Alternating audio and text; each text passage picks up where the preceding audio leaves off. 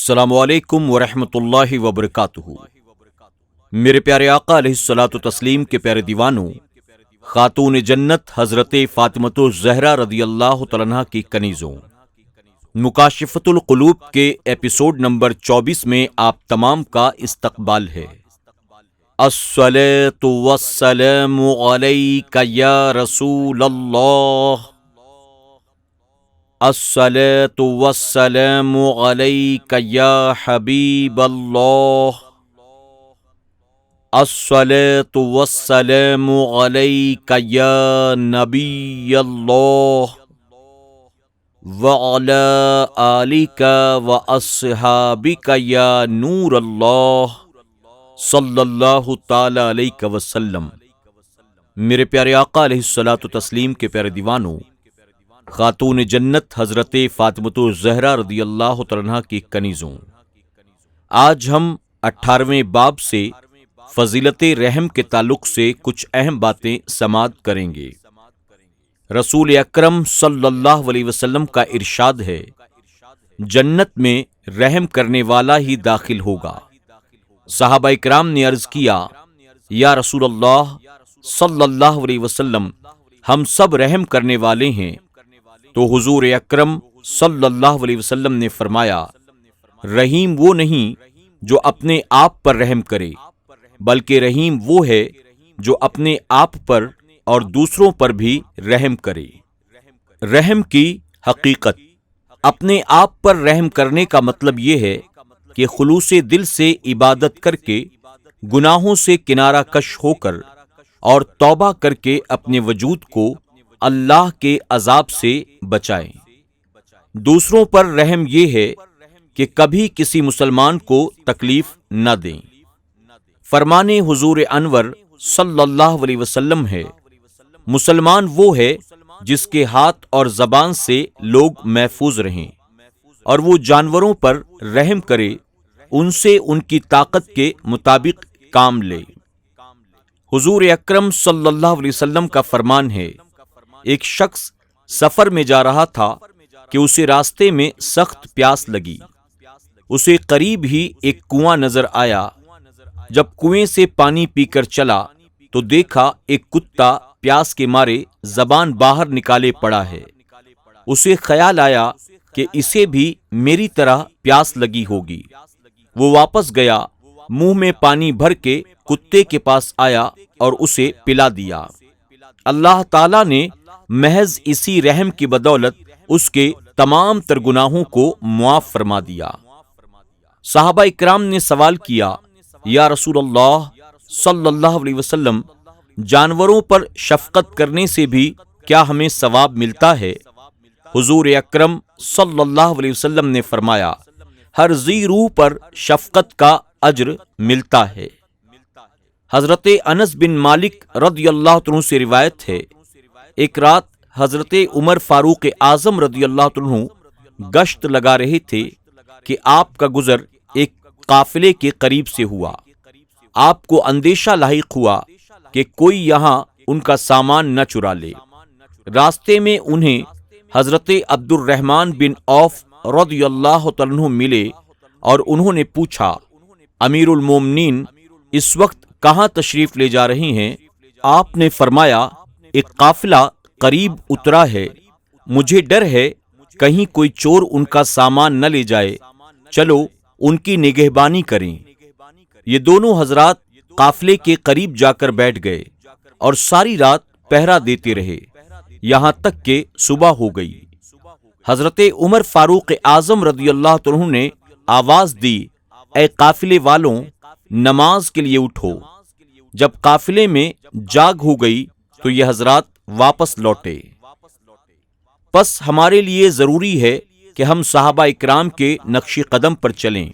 اللہ تعالیٰ نے ان کی تعریف میں ارشاد فرمایا، وہ مسلمانوں پر بلکہ تمام مخلوق پر رحم کرنے والے ہیں، یہاں تک کہ ذمہ کافر بھی ان کی نگاہ شفقت سے محروم نہ رہے۔ حضرت عمر فاروق اعظم رضی اللہ عنہ نے ایک بوڑھے ذمی کو لوگوں کے دروازے پر بھیک مانگتے ہوئے دیکھا تو آپ نے فرمایا، ہم نے تیرے ساتھ انصاف نہیں کیا، جوانی میں تجھ سے جزیہ لیا اور بڑھاپے میں تجھے در بدر ٹھوکریں کھانے کے لیے چھوڑ دیا۔ آپ نے اسی وقت بیت المال سے اس کا وظیفہ مقرر کر دیا۔ حضرت علی کرم اللہ وجہ الکریم سے مروی ہے، میں نے ایک صبح حضرت عمر فاروق اعظم رضی اللہ عنہ کو دیکھا، ایک وادی سے اونٹ پر سوار ہو کر چلے آ رہے تھے۔ میں نے پوچھا، امیر المومنین کہاں جا رہے ہیں؟ آپ نے فرمایا، صدقے کے اونٹوں میں سے ایک اونٹ گم ہو گیا ہے، اسے تلاش کر رہا ہوں۔ میں نے کہا، آپ نے بعد میں آنے والے خلفاء کو مشکل میں ڈال دیا۔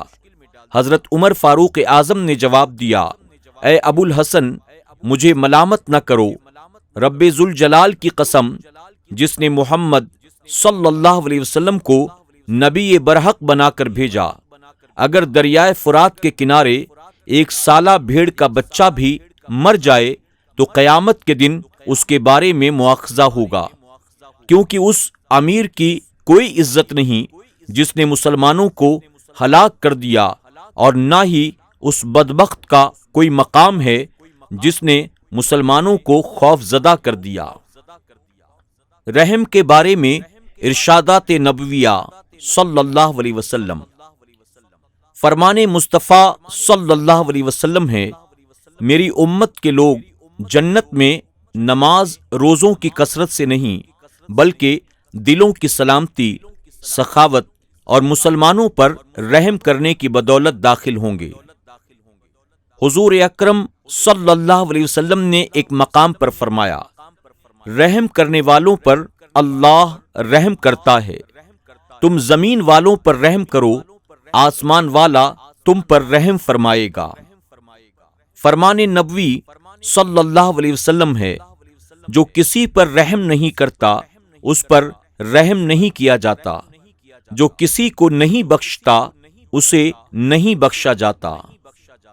حضرت مالک بن انس رضی اللہ عنہ سے روایت ہے، حضور اکرم صلی اللہ علیہ وسلم نے فرمایا، تم پر مسلمانوں کے 4 حقوق ہیں، اپنے محسن کی امداد کرو، گنہگار کے لیے مغفرت طلب کرو، مریض کی عیادت کرو، اور توبہ کرنے والے کو دوست رکھو۔ روایت ہے کہ حضرت موسیٰ علیہ السلام نے اللہ رب العزت کی بارگاہ میں سوال کیا، اے اللہ، تو نے مجھے کس وجہ سے صفی بنایا ہے؟ رب تبارک و تعالیٰ نے فرمایا، مخلوق پر تیرے رحم کرنے کی وجہ سے۔ حضرت ابو درداء رضی اللہ عنہ بچوں سے چڑیا خرید کر انہیں چھوڑ دیتے اور فرماتے، جاؤ آزادی کی زندگی بسر کرو۔ فرمان نبوی صلی اللہ علیہ وسلم ہے کہ رحمت، شفقت اور محبت میں تمام مسلمان ایک جسم کی طرح ہیں۔ جب جسم کا کوئی حصہ تکلیف میں مبتلا ہو جاتا ہے تو سارا جسم اس درد کی تکلیف میں مبتلا ہو جاتا ہے۔ حکایت، بنی اسرائیل پر سخت قحط کا زمانہ تھا۔ ایک عابد کا ریت کے ٹیلوں سے گزر ہوا تو اس کے دل میں خیال آیا، کاش یہ ریت کا ٹیلا آٹے کا ٹیلا ہوتا تو میں اس سے بنی اسرائیل کے پیٹ بھرواتا۔ اللہ تعالیٰ نے بنی اسرائیل کے نبی کی طرف وحی بھیجی، میرے اس بندے سے کہہ دو کہ تجھے اس ٹیلے کے برابر بنی اسرائیل کو آٹا کھلانے کے جتنا ثواب ملتا ہے۔ ہم نے تمہاری اس نیت کی بدولت ہی اتنا ثواب دے دیا۔ اس لیے فرمان نبوی صلی اللہ علیہ وسلم ہے کہ مومن کی نیت اس کے عمل سے بہتر ہے۔ حکایت، حضرت عیسیٰ علیہ السلام ایک مرتبہ کہیں تشریف لے جا رہے تھے۔ آپ نے شیطان کو دیکھا، ایک ہاتھ میں شہد اور دوسرے میں راکھ لیے چلا جا رہا تھا۔ آپ نے فرمایا، اے دشمن خدا، یہ شہد اور راکھ تیرے کس کام آتی ہے؟ شیطان نے کہا، شہد غیبت کرنے والوں کے ہونٹوں پر لگاتا ہوں تاکہ وہ اور آگے بڑھیں، راکھ یتیموں کے چہروں پر ملتا ہوں تاکہ لوگ ان سے نفرت کریں۔ حضور اکرم صلی اللہ علیہ وسلم نے فرمایا، جب یتیم کو دکھ دیا جاتا ہے تو اس کے رونے سے اللہ تعالیٰ کا عرش کانپ جاتا ہے، اور رب ذوالجلال فرماتا ہے، اے فرشتوں، اس یتیم کو جس کا باپ منو مٹی کے نیچے دفن ہو چکا ہے کس نے رلایا ہے؟ حضور اکرم صلی اللہ علیہ وسلم کا ارشاد ہے، جس نے یتیم کے لباس و طعام کی ذمہ داری لے لی، اللہ تعالیٰ نے اس کے لیے جنت کو واجب کر دیا۔ روضۃ العلماء میں ہے، حضرت ابراہیم علیہ السلام کھانے سے پہلے میل 2 میل کا چکر لگا کر مہمانوں کو تلاش کیا کرتے تھے۔ ایک مرتبہ حضرت علی کرم اللہ وجہ الکریم رو پڑے۔ پوچھا گیا، آپ کیوں روئے؟ آپ نے فرمایا، 1 ہفتہ ہو گیا میرے یہاں کوئی مہمان نہیں آیا، شاید اللہ مجھ سے خوش نہیں ہے۔ فرمان نبوی صلی اللہ علیہ وسلم ہے، جو کسی بھوکے کو فی سبیل اللہ کھانا کھلاتا ہے اس کے لیے جنت واجب ہو جاتی ہے، اور جس نے کسی بھوکے سے کھانا روک لیا، اللہ تعالی قیامت کے دن اس شخص سے اپنا فضل و کرم روک لے گا اور اسے عذاب دے گا۔ سخی اللہ کے قریب اور جہنم سے دور رہتا ہے۔ فرمان نبوی صلی اللہ علیہ وسلم ہے، سخی اللہ تعالی جنت اور لوگوں کے قریب ہوتا ہے اور جہنم سے دور ہوتا ہے۔ بخیل اللہ تعالی جنت اور لوگوں سے دور ہوتا ہے اور جہنم سے قریب ہوتا ہے۔ حضور اکرم صلی اللہ علیہ وسلم نے فرمایا، جاہل سخی اللہ تعالیٰ کو عابد بخیل سے زیادہ پسند ہے۔ فرمان نبوی صلی اللہ علیہ وسلم ہے کہ قیامت کے دن 4 شخص بلا حساب جنت میں داخل ہوں گے: عالم با عمل، حاجی جس نے حج کے بعد موت تک گناہوں کا ارتکاب نہ کیا، شہید جو اللہ کے کلمے کو بلند کرنے کے لیے میدان جنگ میں مارا گیا، سخی جس نے مال حلال کمایا اور اللہ کی رضا کے لیے اسے خرچ کر دیا۔ یہ لوگ ایک دوسرے سے اس بات پر جھگڑیں گے کہ جنت میں پہلے کون داخل ہوتا ہے۔ حضرت ابن عباس رضی اللہ عنہ سے مروی ہے، حضور اکرم صلی اللہ علیہ وسلم نے فرمایا، اللہ نے اپنے بعض بندوں کو مال و دولت سے مالا مال کر دیا تاکہ وہ لوگوں کو فائدہ پہنچاتے رہیں۔ جو شخص فائدہ پہنچانے میں پسو پیش کرتا ہے، یعنی ٹال مٹول کرتا ہے، اللہ تعالیٰ اس کی دولت کسی اور کو دے دیتا ہے۔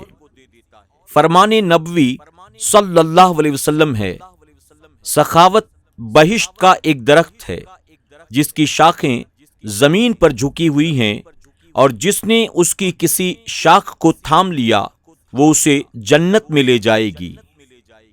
حضرت جابر رضی اللہ عنہ سے مروی ہے، حضور اکرم صلی اللہ علیہ وسلم سے پوچھا گیا، کون سا عمل افضل ہے؟ آپ نے فرمایا، صبر اور سخاوت۔